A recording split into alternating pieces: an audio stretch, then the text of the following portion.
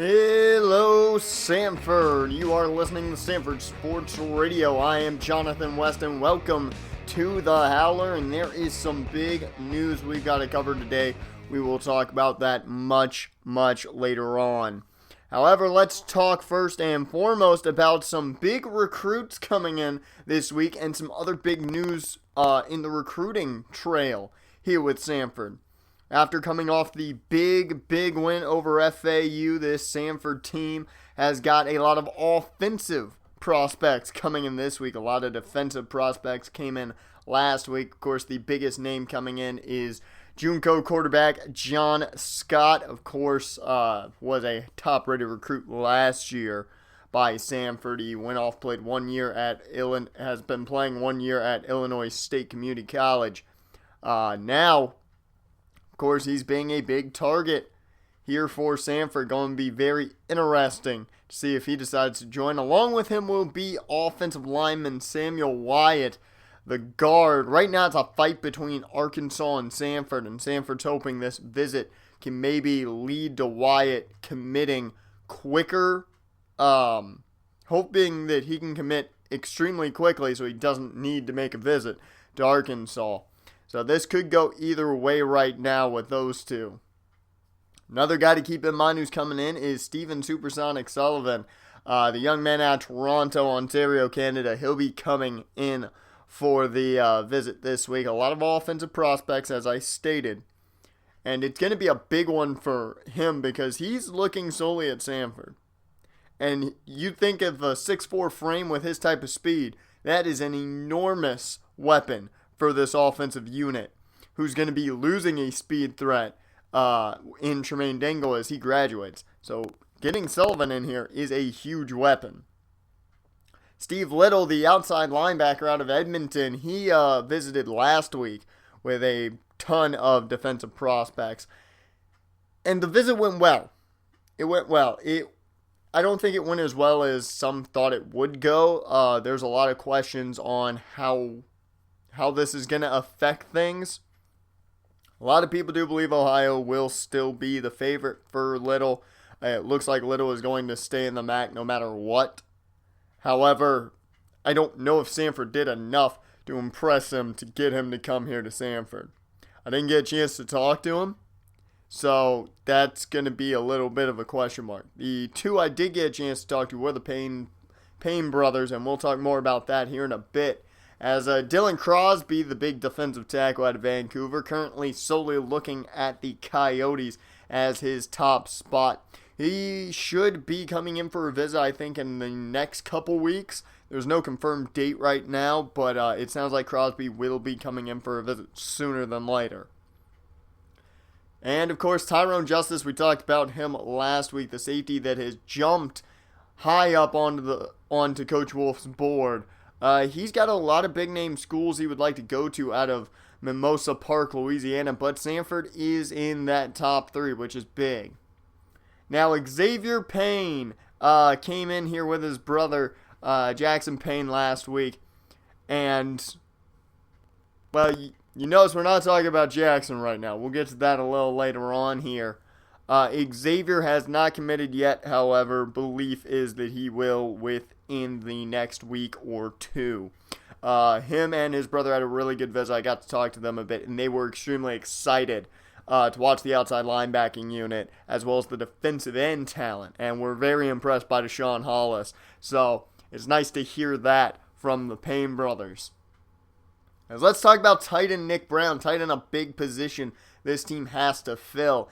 And we've talked plenty about Brown and how good of a receiving threat he may be. He might step right into that spot following the leave of Duron Costello after he graduates this year. Brown right now is scheduled to come in this week, and it could be a possible commitment week for him. If things go well, I could see Brown committing to Sanford. He's very high on Sanford. Doesn't have many schools below them even attempting to contact him, so it's a big chance there. Another offensive player to talk about who's not visiting, though, is Grant Fink, the young quarterback out of Calgary. Right now, I think if he were to commit, we would definitely more than likely see a redshirt year for Fink. saying that, of course, Patrick will be a senior next year and John Scott may just be coming into Sanford. As Chad Collins, the running back, the power back out of Winnipeg, he's not scheduled to come in, but he should be here in the next few weeks from what I'm being told. Now let's get to the bigger news, and that's that there are 3 commitments this week for Sanford. Ron Price, the middle linebacker, this is a big commitment to Sanford. This guy is talented, and he is going to be an extremely good player. I think he could play at any position in the linebacking core, and that is a big help to this defensive factor. Now, we talked about Xavier Payne earlier. Let's talk about Jackson Payne, who did commit during his visit to Sanford.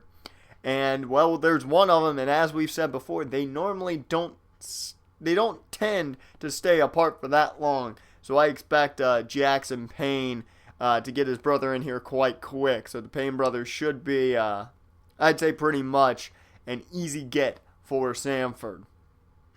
Sadly, Evan Wilson, one of the offensive linemen on the board, he committed to Louisiana Lafayette. So the Raging Cajuns get a solid guard from Mission, Texas. I'm a little sad. He was one of my favorite prospects on the board for Coach Wolf. He would have helped that offensive line immensely. However, they did get a fullback to replace Antoine Bradford next season in Charles Gutierrez. He's a solid blocker, I think, right now. However, I think his biggest power is in his speed. He's a lot better of a runner than I think a lot of people think, and he can even catch out of the backfield a bit. So I think he fits this offense perfectly. He will still need to work on that blocking, though, to become a fully functional fullback. More big news with Sanford is they hold the Players of the Week in the MAC this week is Joe Irvin for his 4-sack performance wins Defensive Player of the Week, and Claude Fleming for the phenomenal 140 yards from scrimmage game. He'll win Offensive Player of the Week. A great showing by this team last week, and you can just see the honors of how good that performance actually was. However, on the MAC standings, it doesn't look that great. However, Sanford has yet to, of course, play a MAC conference game. They'll start that this week as they host the Buffalo Bulls. So, it's the first time we're really going to get to see Sanford this year in MAC play. And if they can get a big win, it'll shoot them up the board. And I've got a feeling this team's going to be a tough team to beat in the MAC this year, as long as their offense can keep flowing out how they have and their defense can play like they did against Auburn. So the games this week in the MAC, you've got Buffalo at Sanford, which is going to be a fun one for us to call. California will head to Northern Illinois. That doesn't look good for the Huskies in my opinion. Mizzou heads to Miami of Ohio. I don't think the Ohio fans are going to be very happy about that one. Central Michigan heads to Eastern Michigan in a MAC conference rivalry game. Ohio heads to Western Michigan, which ought to be a very fun matchup. Akron heads to Ball State, and Mississippi State will head to Toledo. So the Rockets have arguably the toughest matchup of the season against the number 25 number 25 in the nation, Mississippi State Bulldogs. Toughest matchup of the week for the Rockets. Well, let's talk about this week's game before we really get into anything else. Kirk Herbstreit currently has Sanford defeating the Bulls, and if you look at the rankings, it really does stand that Sanford should wholehandedly win this game. On paper, Sanford's the better team. However, we've said that plenty of times before. You can't walk into a game and feel that confident. You have to walk in expecting, you're going to get the best out of your opponent. I mean, we felt confident going into the UConn game, and look how that turned out for Sanford, 49-28. Not a good situation. But this Buffalo team, they're not UConn. This is a different football team, and it's a different program. We'll see how they do. They do have their young quarterback, Julian Gaither, who gave Sanford a little bit of a hesitation last year. We'll see if Gaither's gotten any better. We'll talk a little bit more about him here in a bit. But this is, in my opinion, one of the biggest trap games that's on the schedule. There's, of course, Eastern Michigan, which I think is always a trap game when you walk either into Eastern Michigan or allow them to come to your house. They could upset you any day of the week. But this is one of those games that just strikes me as a situation where you can't underestimate your opponents. Now, a key focus, I think, for a lot of fans in this game is going to be the fact that Sanford has no interceptions. They have no interceptions on the day, and that's going to have to be a focus. They've finally gotten to the point where they can get to the quarterback. Now they need to make turnovers with interceptions and fumbles. So we'll see if that takes place at all. As Julian Gaither, we talked a little bit about him just a second ago. We faced him last year. He's a solid player. He can use those legs to his advantage, that's for certain. But the question is, can he beat a team with his arm?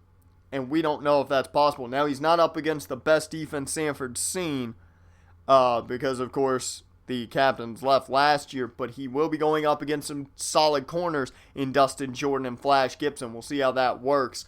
Speaking of receivers, KJ Osborne's going to be the man who will be on Flash Gibson all day, as KJ is going to be having to beat out the speediest corner on the field, and that's going to be a tough test. Flash is a tough guy to beat in man-to-man, so it ought to be interesting to see how KJ Osborne plays against the speed of Flash Gibson. On the defensive side of Buffalo, it's Ray Smith, the defensive tackle. He's the center of that defensive line and arguably the most underrated defensive lineman I think they have. This is going to be the guy to watch, in my opinion, when it comes to pressuring the quarterback. He can push guys right up the middle, and I think he could be a big risk. However, this offensive line has been shored up a bit, thanks to transfers and all that. And Sam Trevor has been playing great football as well at guard, so we'll see if that continues. Middle linebacker, Matt Otwinowski. Let me get this one right. Otwinowski, there we go. He's the leader of this defense. The senior middle linebacker, he's already got a sack on the season. He's got a couple pass deflections. And he's already tallied up a large number of tackles. This is the leader of this defense. As long as he's playing well, this defense will play well.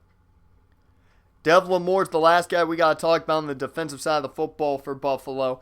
He has had a great season to start. He's got one pick, one defensive touchdown, so that pick went for 6, and of course a pass deflection.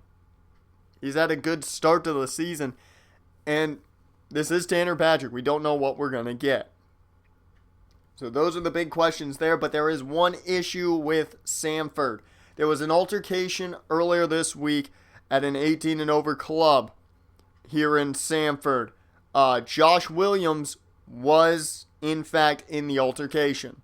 Because of this, the freshman receiver has been suspended by the athletics department for 4 games, which means the leading receiver for Sanford will not be able to play the first 4 weeks of MAC play.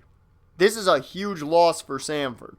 They will not have their star receiver, a kid who's just popped on the scene and played extremely well. We knew about the off-the-field issues, but he's not going to be seen for the next 4 weeks, and that's going to be a big loss. They're going to have to find a way to get those big plays.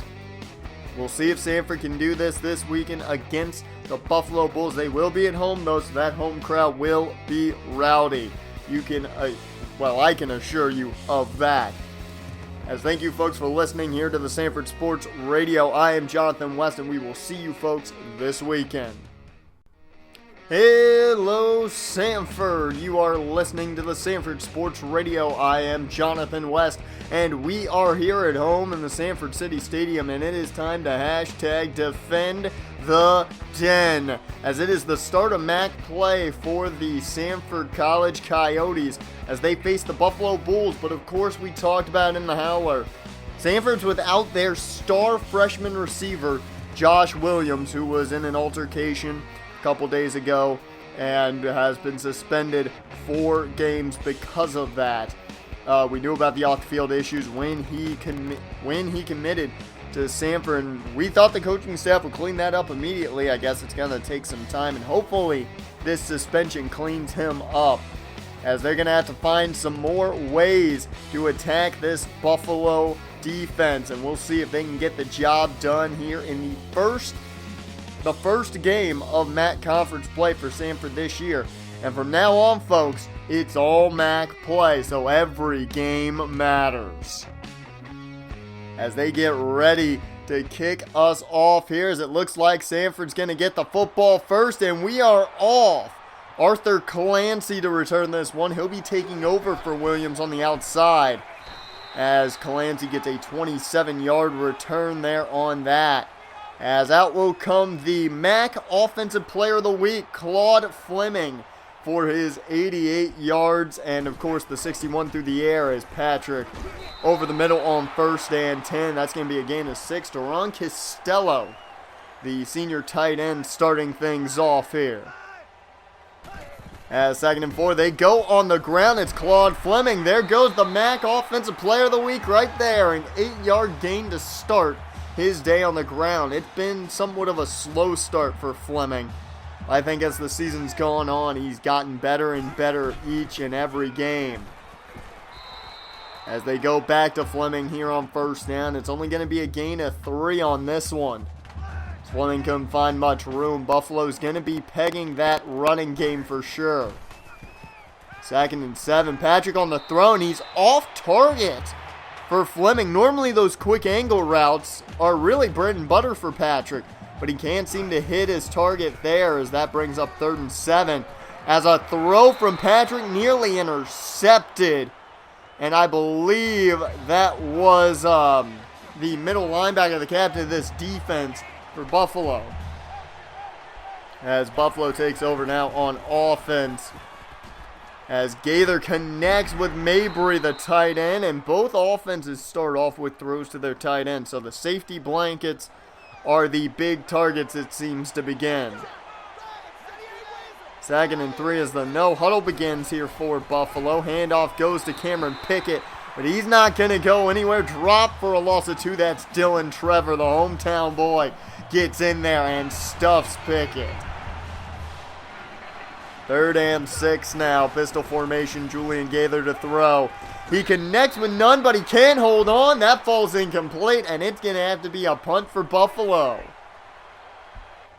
It's a new drive here for Sanford. They have a chance as Fleming showing the power as he powers through one would-be defender for a big 15-yard gain. This offense thrives off Fleming in that ground game, and we'll see how much they can thrive off of that today, as no gain there on the new set, as Manuel Walker brings him down at the line. 2nd and 10, it's play action. And a lob here to Costello from Patrick, 19 yards, and a big 1st down as Sanford is now into Buffalo territory. It was a little too much air under if you ask me, but at least it's a catch nonetheless. Not the cleanest throw we've seen from Patrick, but it worked out as they go option here on 1st and 10. A nice block by Sam Trevor, as that's going to be an 18-yard run. The Trevor siblings have played very well in their time here, still at home in Sanford. And a nice play there by Trevor really allows for Patrick to get more yardage, as now the handoff goes to Tyrone Jennings on a gain of 6. The offense is full throttle here late in the 1st quarter as Patrick to throw over the middle. It's Arthur Clancy in the end zone. He's filling in quite well for Josh Williams right there. An 11-yard touchdown strike. Sanford draws first blood as we take you to an update. Missouri has defeated Miami of Ohio 29-24, so the Redhawks not having a good start to the season, that's for certain. As 1st and 10, Julian Gaither for Buffalo to throw, and he'll just toss that one out of bounds. I believe it was intended for Mabry, though, as tight end. 2nd and 10. Overton was the man in motion as Gaither kept it, but he goes down as Pat Riley came down, and he makes the tackle. The younger brother defensive coordinator Mark Riley has been impressive. He was very impressive last year in his redshirt freshman year, and he's looking solid here this year. 3rd and 12, and that's just off the mark for Julian Gaither, as he's only 1 for 4 so far, as Buffalo's going to have to punt this one away. This is getting booted back to Pat Jackson. He is a threat with the ball in his hands, as he's got some room around that left side, up past midfield and down at around the 46-45 yard line. 21-yard return, and Sanford's got great field position. As Patrick on 1st down hands off to Fleming. He's got running room. Open field to the 20, 15, 10, 5. And a shoestring tackle brings him down at the 2. Oh, it was so close. More good blocking on the part of Sam Trevor to pull and pick up the free lineman. But a great play there on the ground as it's 1st and goal. Jennings is checked in, and he's going to vulture the touchdown from Claude Fleming. You know Fleming wanted that score. He wanted that touchdown run, but they're both going to be happy it's a score nonetheless as Tyrone Jennings gets into the end zone.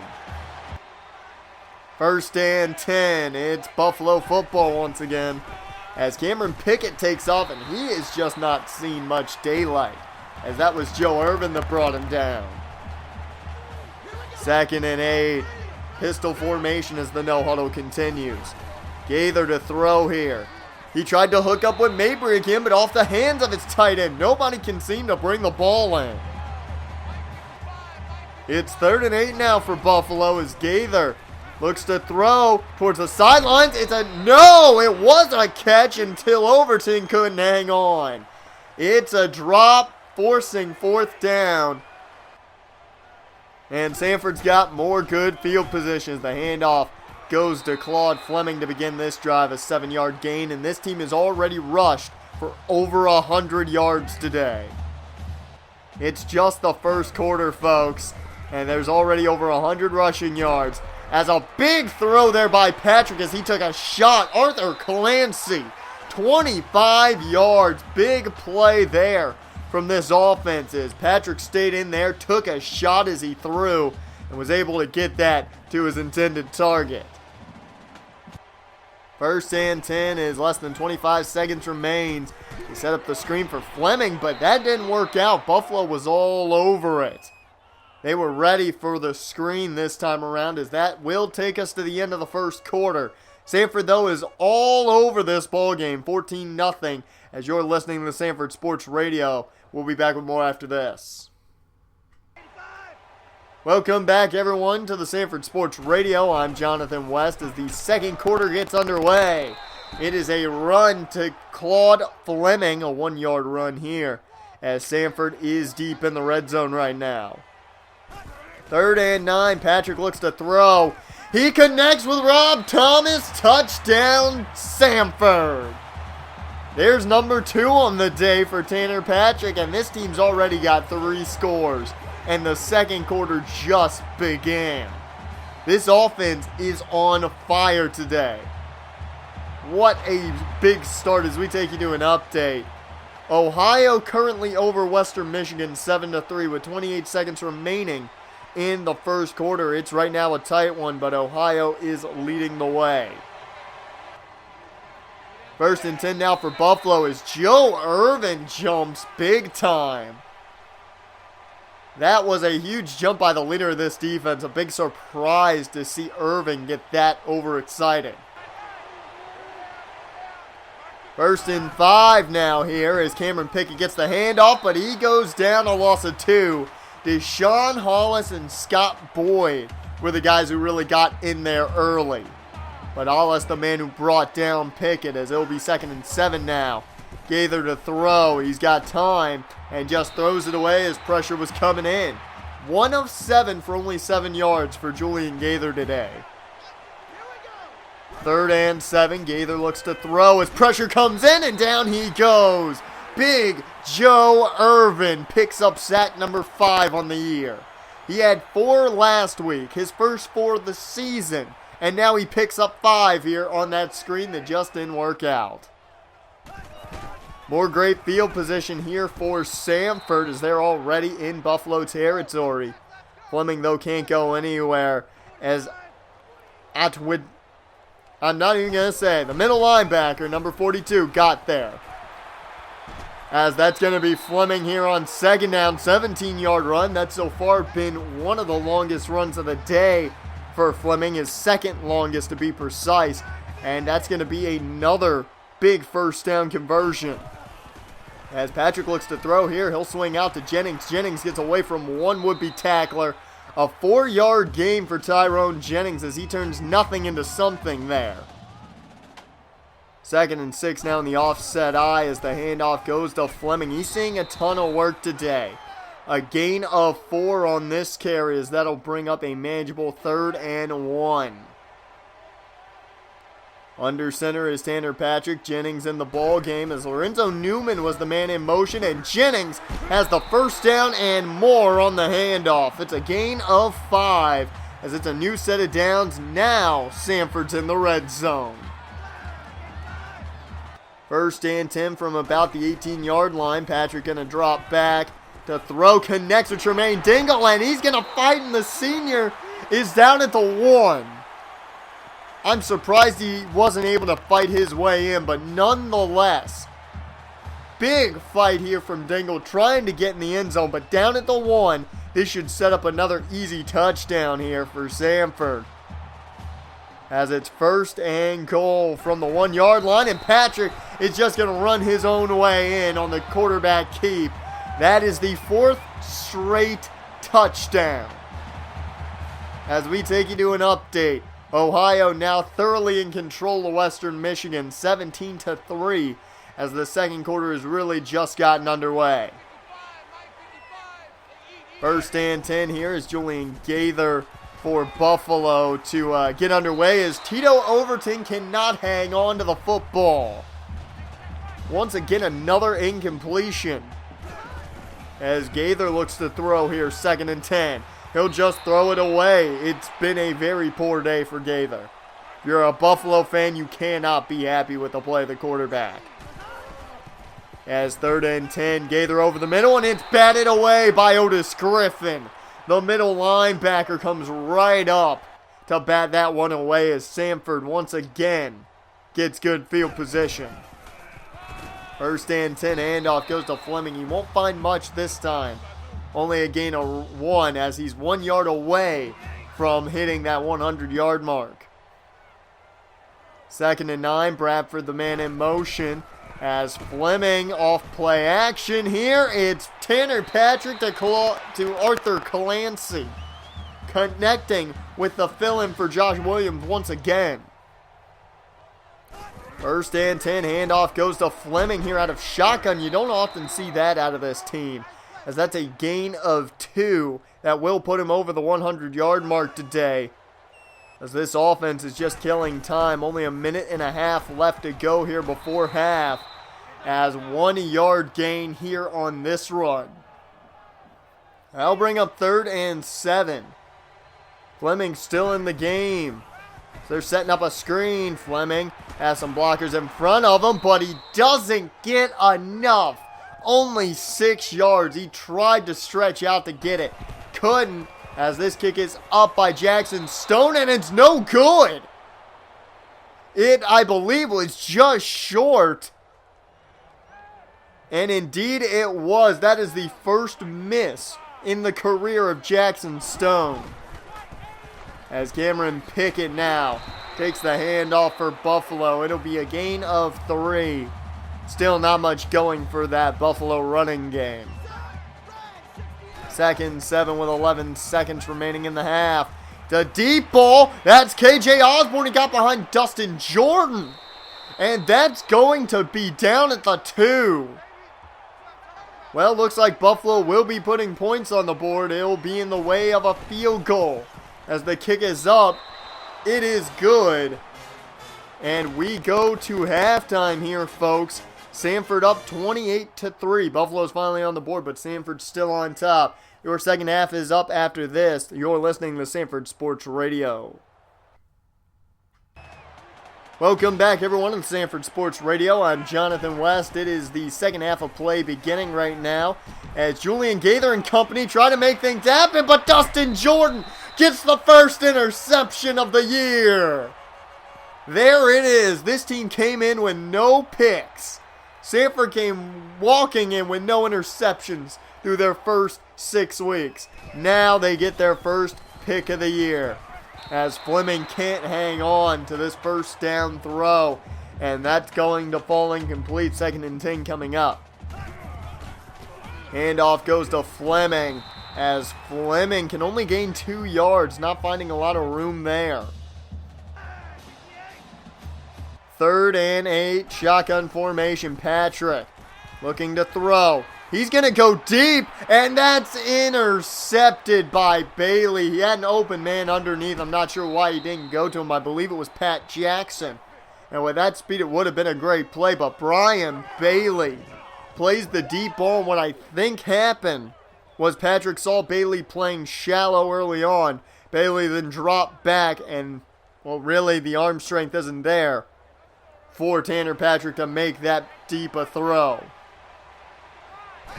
1st and 10 now for Buffalo after their interception, as Gaither throws incomplete, as he has had a very, very poor day through the air. Buffalo just trying to get something going now. 2nd and 10 as play action here, and wide open is Tito Overton, as that is a 21-yard reception and the biggest play of the day for Buffalo. Or I'm sorry, the second biggest play of the day. The KJ Osborne catch before the half, the biggest play of the day for Buffalo. As Gaither to throw, that's, I believe, Jeremy Smith, 10-yard reception. That's his first catch of the day. So now the receivers are starting to be given an opportunity as the no-huddle continues. 1st and 10, Gaither takes the snap. He connects with Cameron Pickett, and that's going to be another first down. An 11-yard gain for Pickett. Is there an easy field goal range, I would assume? 1st and 10, just inside the red zone. Or I'm sorry, just outside the red zone, I meant. As Nunn catches the ball, but there is a flag on the field. And it's going to be a clipping penalty on Buffalo. That's going to pull them back. No first down for them, or no big play for them to put them in the red zone. 1st and 20 now, as the rotation has come in for Sanford. Gaither going to go deep, as that is behind Pat Riley. Mark Peterson in the back of the end zone. Touchdown, Buffalo. As I'll give it to Julian Gaither. That's an impressive throw and a great catch on the part of Peterson. Keeps both feet in bounds in the back of the end zone. So we got another update for you folks on the Ohio Western Michigan game. It's 20-10 right now in the 3rd quarter of play. Western Michigan still trying to fight back and make a comeback here against Ohio.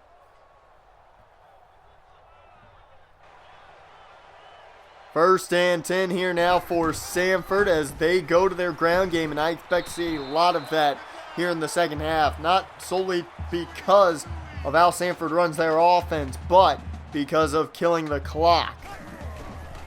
As 2nd and 4, through the air they go as Rob Thomas with a nice catch and even almost a useful screen there from Arthur Clancy, as that's a big first down. 1st and 10, Patrick dropping back. He's going to swing it out to Fleming, and he's pulled down. A loss of 3.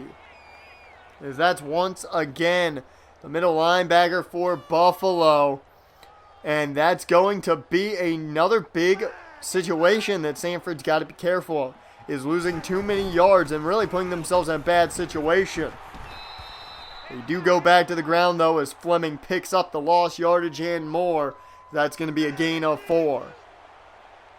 3rd and 19. Patrick looks to throw here, as I believe he wanted to swing it out to Antoine Bradford, but he was brought down a little too quickly. Luckily, the ball falls incomplete. As the first punt of the day for Sanford has taken place, now Buffalo tries to get something going again on offense. It's only a gain of 1 as Pickett's dropped by Trevor. 2nd and 9. Gaither looks to throw. Looking deep downfield, and there was some miscommunication between Overton and Gaither there. That is for certain. Nonetheless, it's an incomplete, and it's 3rd and 9. As Gaither looks to throw over the middle into the hands of Otis Griffin. I don't know who Gaither was throwing that to, but it looked intended for Otis Griffin.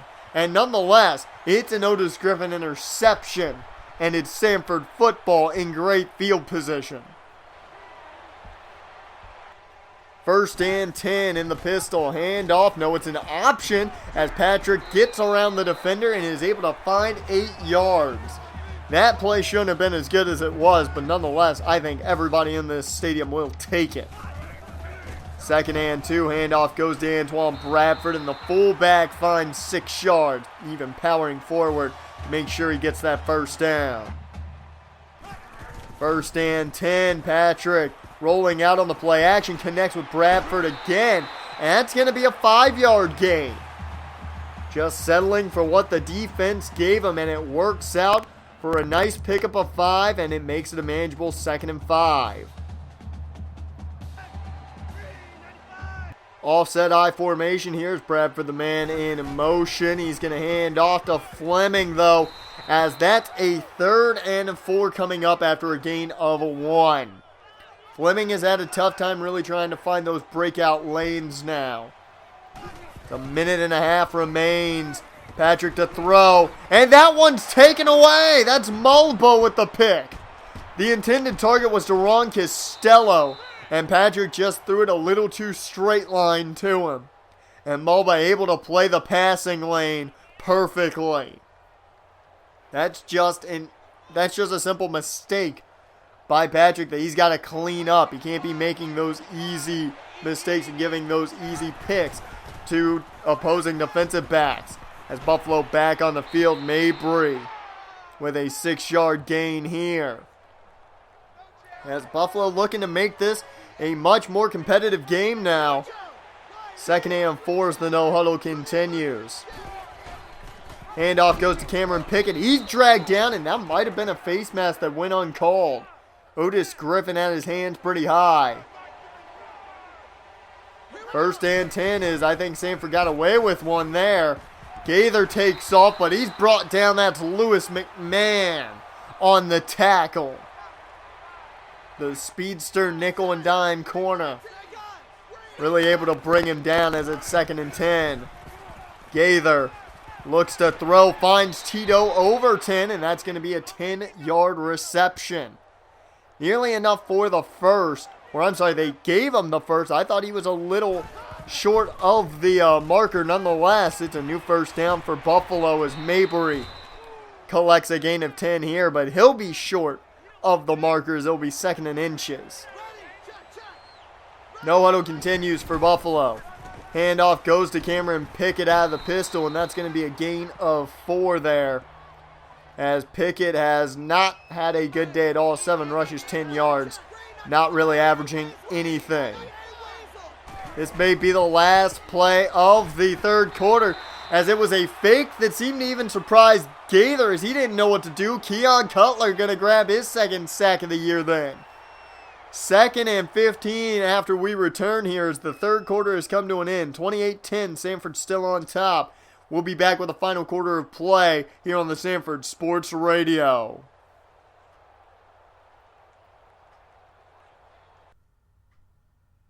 Welcome back, everyone, to the Sanford Sports Radio. I am your man on the call, Jonathan West. It's 28-10, and Buffalo's looking at a 2nd and 15. That's an interception, Dustin Jordan.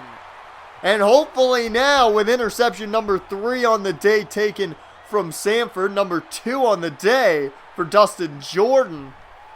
Let's hope that Tanner Patrick doesn't want to replicate this. As it's 1st and 10, handoff to Claude Fleming as Fleming finds room and a nice 15-yard gain. Fleming with a good day today, 130 on 18 rushes, 7.2 yards per carry. He is the workhorse of this offense, and today just proves it even more so. As another carry goes his way, he's got room around that left side, and it's a nice 9-yard gain. Fleming once again with a good run here on his 19th carry. As Tyrone Jennings checks in, it's going to be about half a yard. They're not going to give him the first, so it'll be inches short. He hasn't seen the ball much with how well Fleming's been running. It's 3rd and inches. They give it to the workhorse, and Fleming on his 20th carry gets 3 yards and enough for the first. As 1st and 10, it is an option call here as Patrick takes off. A gain of 9 on this carry, as this offense has really found their pacing, I think, with the ground game. As they try for the power option here on 2nd down, that didn't work out at all, as Jake Fuzak there with the tackle. I believe I pronounced that correctly. I hope I did. As 3rd and 2, the carry by Claude Fleming, and carry 21, same as carry 20, a 3-yard gain for a first. As 1st and 10, the pitch, goes to Tyrone Jennings, and a nice 16-yard gain here for Jennings as he's seeing a little more snaps here, as they don't want to overwork Claude Fleming, it looks like. 1st and 10, Fleming still in the game as the handoff on the end around goes to Clancy, but he can't find room. A loss of 2 at Otwinoski, the man on the tackle. Claude Fleming, though, on 2nd down getting the carry again, and that's going to be a gain of 6. He'll get half that yardage. Over 150 on the day. Jennings checks in on 3rd, and it's going to be a gain up the middle. They're going to say about 5, maybe 4.5. As Jackson Stone will just make up for the missed field goal earlier. Puts up another one. He's only missed one in his career at least. As we do have a final for you from Ball State. They get their first win, 21-14 over the Akron Zips. So that is the first win for Ball State as we get back to action here.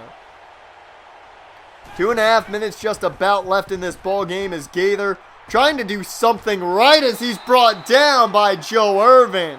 Otis Griffin couldn't get the job done, but Big Joe does for sack number 6 on the season.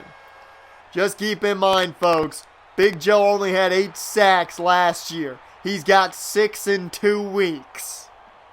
I think this is going to be a good string of MAC conference games for Big Joe Irvin.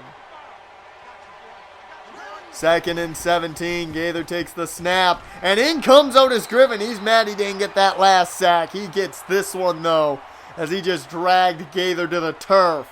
That's going to be another big loss as they're going to be looking at 3rd and 24 coming up. 3rd and 24 now as Gaither looks to throw. Is there going to be a 3rd sack on the day? No! As Jeremy Smith with a catch. He keeps breaking off tackles. That's a 37-yard reception. I don't think anyone anticipated that. As Smith just finds an opening in the zone and is able to take it for the first down and then even breaks off a couple of tackles and gets a ton more. It's 1st and 10 now as Gaither looks to throw over the middle. Osborne can't hang on as KJ drops it. That's going to be 2nd and 10. Shotgun, and Gaither takes the snap. Over the middle, it's none, wide open over the top of Otis Griffin. That's a 26-yard reception. As the no-huddle continues, Gaither to throw. Throws off his back foot, just trying to get rid of it. It worked out as it's now 2nd and 10 as that one fell incomplete.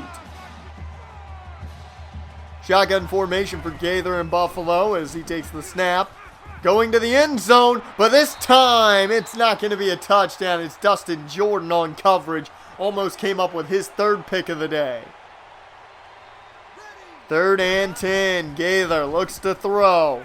Over the middle, connects with KJ Osborne.